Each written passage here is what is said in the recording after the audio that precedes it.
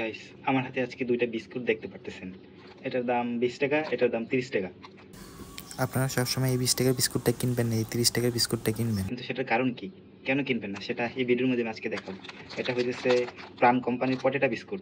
তো এই বিস্কুটটা আমি ছিঁড়ি, তো আপনারা দেখতে থাকেন। কেন কিনবেন না?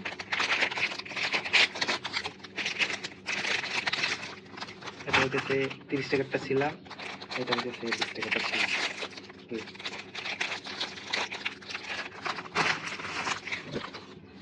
দেখেন, বিস্কুট দেখলেই বোঝা যাইতেছে যে 30 টাকার বিস্কুট 20 টাকার বিস্কুটের থেকে অনেক বেশি। 30 টাকার কতগুলা আর 20 টাকার কতগুলা দেখেন, একসাথে যদি দুটা নেই। তারপর আমি বিস্কুটগুলো গইনা দেখাইতেছি। ওইট, দেখি 20 টাকা কয়টা পাই। 1 2 3 4 5 6 7 8 9 10 11 11 11 22 22টা বিস্কুট আছে এখানে। আর এইখানে এক স্লাইসে কয়টা? 1 2 3 4 5 6 7 8 9 10 11 12 13 14 15 16 17 18 19 20 21 22। এইখানে 22টা এক সাইডই আছে, এক সাইডই 22টা, মানে এখানে 20 টাকা, এখানে 20 টাকা, মোট 40 টাকার বিস্কুট 30 টাকা।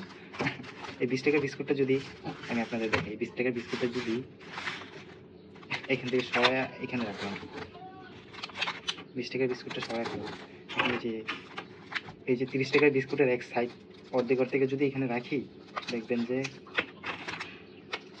এখানে রাখলাম অর্ধেক, এইখানে অর্ধেক।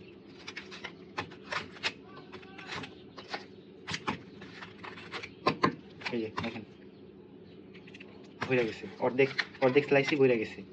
তো আপনারা যদি বিস্কিটটা কিনেন তাহলে অবশ্যই 30 টাকার বিস্কুটটা কিনবেন, 20 টাকারটা কিনবেন না, কারণ এটাতে লস।